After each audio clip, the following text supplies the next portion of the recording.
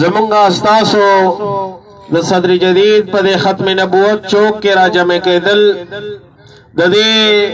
مقصد څه دی د دې غرض څه دی د دن سو کاله مخکې په 2018 کې محمد محسن معاویہ یو جانثار دی یو عاشق رسول دی هغه د لاهور های کورټ تزیه او الټریټ پټیشن دایر کړي د قادیانانو خلاف او بیا ادارې حرکت کې راځي او هغه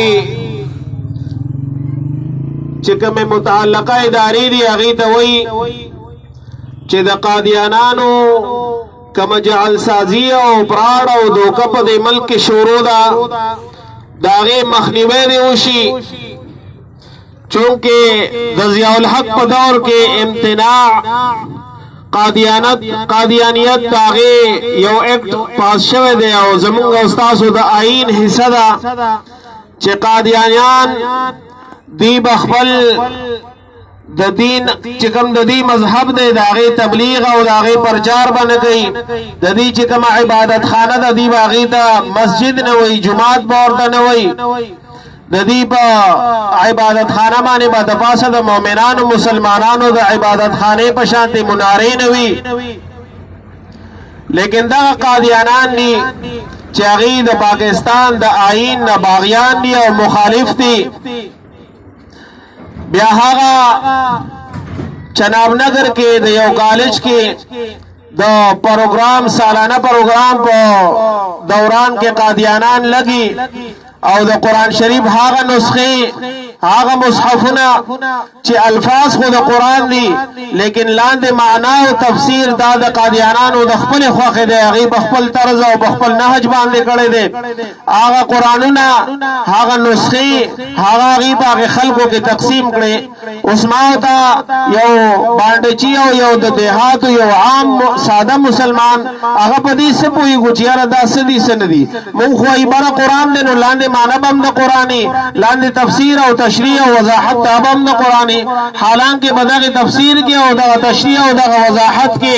هغه قادیانانو خپل غلیظ ترین او غند ترین عقاید او نظریات ذکر کړی دي کومه کې چې محمد رسول الله صلی الله علیه وسلم ذکر راځي التقی د هغه د لاندې د قادیانی او د مرزا غلام احمد یا د پرویز یا د بل د هغه وضاحت کړی دی نو ساده مسلمان په دې څه پوهیږي هغه خو قرآن کې د دې ذکر راغلی راشه بس دی به مرادي زمونږ استاد ساده لوح او عام مسلمانان عقیده سي طریقو سره دوکه کوي بیا دغه نوجوان پاسی د چناب نگر په تانا کې رپورټ د بارازي اف آی آر د بارازي اسی چو زما سکار د چستا اف آی آر اخلم بیازی ببل تاریخ معنی بیازی سوزل چلاړو هغه مجبور شو د ختم نبوت عالمی مجلس تحفظ ختم نبوت مشران او قائدین ور سره شو هغه ډی اس پی یا ډی ای سی یا ډی پی او هغه د هر څه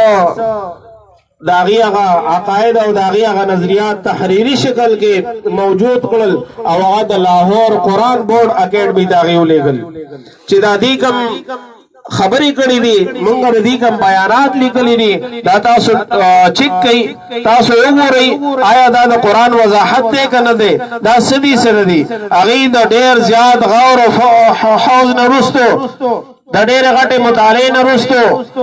اداغه تانه تا پاغه لیټر باندې شا طرف تلی کی چې دغه خلق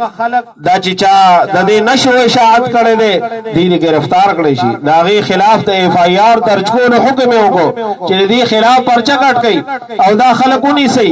او دا چې کوم سلسله شروع دا بند کړي حالانکه تر 2022 پورې د هغه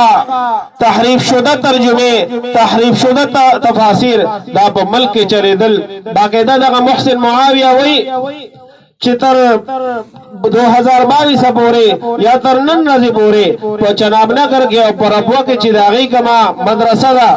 مدرسه الحفاظ یا عائشہ اکیډمي باغې کې باقاعده حسم د تحریف شوه قرآن شریفونه د تحریف شوه تفسیرونه دا موجود دي او باقاعده صرف هغه موجود نه دي بلکې خلکو ته تعلیم ورکړي خلکو ته هغه تفاسیر پڑھاوي دا هغه تعلیم او تربیت هغه سره کوي نو چې د قادیانانو د سوري د لاندې یو سړی تربیت وشي نو دا هغه د حضور نبی کریم صلی الله علیه وسلم د ناموس رسالت په موږ سره کیلو بیا زمونږ استاسو د ملک قاضي القضات او چیف جسټس هغه لګي او هغه غیله د مذهب د آزادۍ اجازت ورکړي چې تاسو ته د اظهار مذهب دا اجازت ده تاسو تبلیغ کول شي تاسو خپل قران خورول شي تاسو بل څه کول شي سچې د عام قسم کوي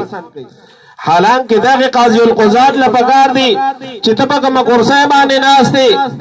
ته چې کوم عہدی او منصب ته کوم کتاب او کوم لا پترو باندې رسیدلې تا هغه ونه کړه داغې نه ول سترګې پټې کړې دي داغه پشلم نمبر آرٹیکل کے آرٹیکل 20 کی لکلی دی چې هغه مذهب ته هغه جماعت ته د خپل مذهب او د خپل جماعت د تبلیغ او د ترویج او د نشر او اشاعت اجازه شته په درې شرایطو سره چې کوم دا درې شرایط مني لومبنه دا چې هغه د آئین پاکستان وفادار وي د پاکستان آئین مني قادیانان د پاکستان آئین مني نه مني ځان اقلیت تسلیمي نه تسلیمي دویم دا چې هغه د عام خلکو زړونه نه دردي دا هغه تبلیغ او ترویج د مؤمنانو مسلمانانو زړونه دغه خبرو سره او دغه ګندا او غلیظ او عقاید سره دا درديږي کنه درديږي بیا دریم نمبر شرط چې کوم دغه مقدمه کې دي ذکر دغه آرټیکل 20 کې ذکر کړی دی چې داغي تعلیمات د فراډ او د دوکې او د جال سازۍ شکار نه وي نو د اغي دا ټول کارونه دوکا ده کنه ده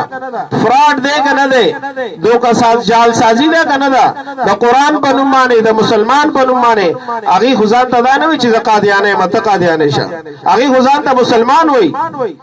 او قران اغي